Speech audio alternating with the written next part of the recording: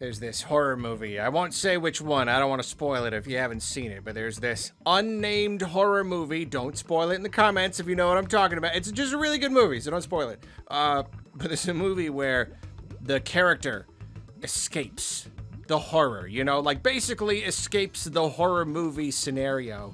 And it just kind of seems like they're out. And you're just like, oh, okay. I mean, like, there's still a little bit of movie left, but I guess that's it. I guess you go, oh, and then like the world starts to break down and it turns out he's still in it. He's still in the horror. What a twist. That's what I feel right now. I thought we left this whole limited release nonsense back in 2020. Back for the 35th anniversary of Mario. Nintendo did just, I was so annoying. It was really, really annoying and really kind of a little bit scary. They released all of these games and they gave them limited releases for no good reason. No good reason at all. And, you know, people tried to be like, oh, it's, you know, they've done it before. Okay, well, it's not really a good excuse. Like, ever. They're like, oh, well, it's anniversary content. Nintendo, you know, the anniversary content is for the sake of celebration. So maybe it makes sense that they want the content itself to be limited. I did not feel that any of those arguments held water. I did a big old video on it, on the idea of a limited release. I thought it was a very bad thing. I thought it was a very, very bad anti-consumer practice. You know, people throw around the term anti-consumer a lot. I do not think that it always applies. However, I absolutely do feel that it applies to just the idea of releasing a product, trying to get everybody excited with the FOMO because it's not going to be around forever, and then delisting it and deleting it from existence, especially if it's something that only exists online. You know, like with the Super Mario 3D All-Stars collection, like, okay, yeah, down the line, they would end up giving us Galaxy again. There probably will be more versions of these games. You can play a lot of them on NSO, sure. But then you had Mario 35. I don't know, you youngsters may not even know what we're talking about. Back in 2020, we had this little game called Super Mario Brothers 35. You know, just like basically like Tetris 99, except it's Mario. And it was cool. Like, it was pretty fun. Like, I mean, it's not like the most amazing game in the world. It's not the biggest tragedy that they delisted it, but it was a unique video game experience. It was something that we had never had before that was fun and would continue to be fun after the 35th anniversary of the Super Mario Brothers series. But when the arbitrary amount of time had elapsed, they deleted the game forever. No one can ever play it ever again, along with deleting Super Mario 3D All-Stars. And they did like a Fire Emblem. It was like a NSO port or something of like the first game. I don't know, but just all at once. For some reason, they got it in their heads to do a bunch of anniversary content and then delete it all and then delist it all. And it really stunk, especially because it was a little scary. I didn't know if they were like setting a precedent, if this is something they were gonna do going forward, because they did it so much within such a small span of time. Fortunately, that didn't really happen. I don't think that's even happened since then.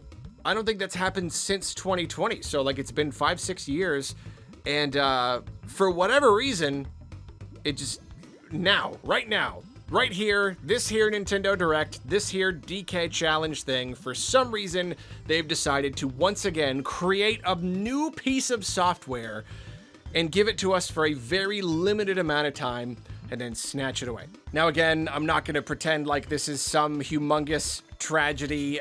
This DK Challenge thing, it's kind of cool. I don't know.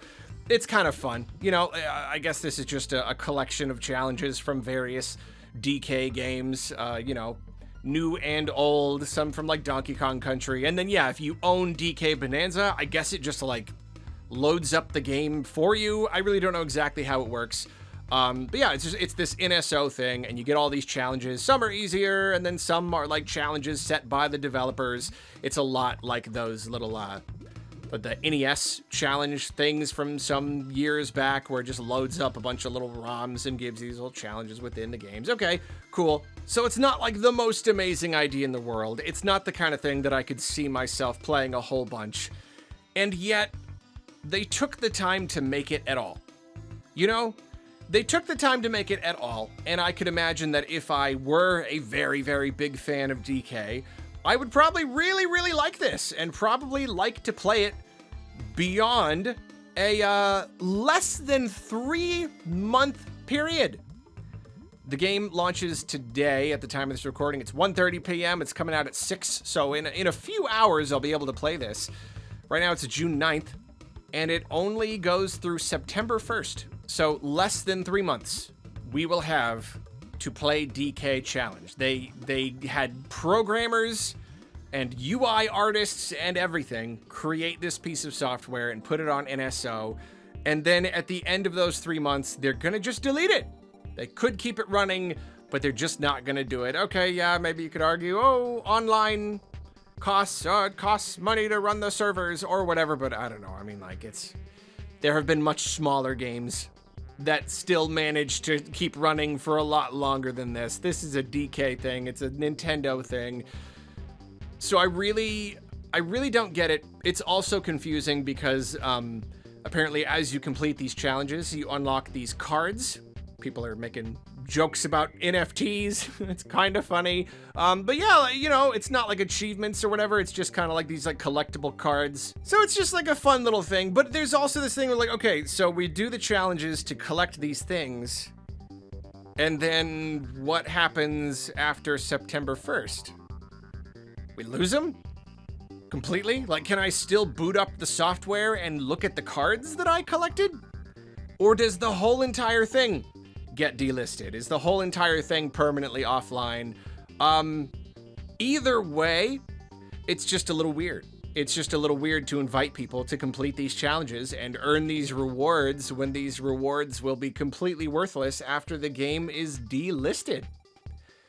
It's just strange. It's very strange. And then of course, again, it's a matter of precedent. It was scary when they did it back in 2020 just because we were worried they would keep doing it, and they haven't done it since then.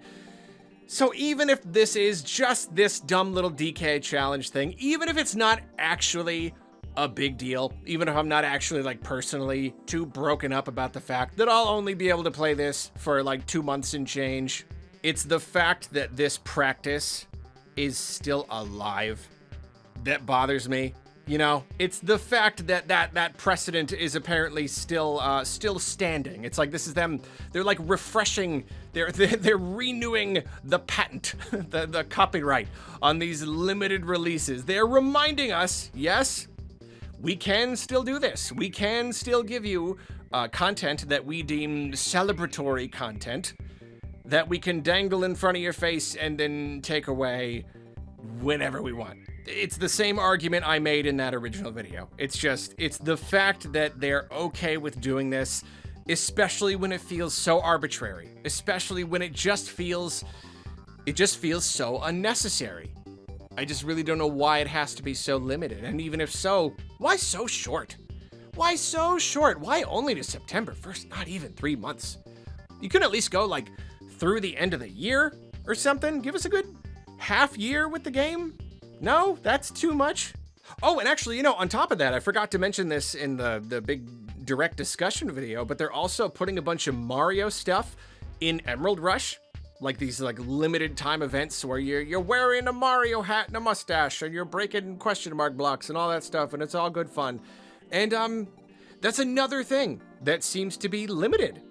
Seems to be a limited time thing, and it's like, I don't know, I can, in the context of like the game itself, like just the Emerald Rush by itself, I can almost sort of see how Nintendo is trying to make this like an event. That almost makes more sense. Kind of like how, yeah, like a Splatfest in Splatoon. That's a limited time event. That's a thing that you can only do sometimes. So it makes a little bit more sense. It makes it feel a little bit more special. It's only during this time and everyone's going to be playing during this time, and that's when you get the special content. It's still pretty disappointing though. You do wish that there was some way to access that, at least some version of those challenges within the game, even after this period is over. I don't know. Yeah, that one's at least a little bit more understandable. But this by itself, DK Challenge, is its own like app. It's its own piece of NSO exclusive software. that is just gonna get deleted. And I don't know. It's just a bummer. It's just a bummer, and I hope it's not something that we see again. I hope it's just a coincidence. You know, it's just kind of like, well, we just happened to have a bunch of this content that we wanted to do for the 35th anniversary of Mario. But then they didn't do it with the 40th anniversary. They didn't make all this stuff limited. They didn't make Galaxy 1 and 2. They didn't make those limited because why would you? Why would you not just keep selling them forever? I don't know. But then all of a sudden, DK Challenge. That's a limited release. So, yeah, I don't know. For all we know, it'll be another 6 years before they do this again. Or maybe they'll never do it again. Or maybe they'll be in September. They'll announce even more limited games. You just never know. It's just never fun to be reminded that it's something that they can do, because it is a thing that I do not like when they do. In case I didn't make that clear enough.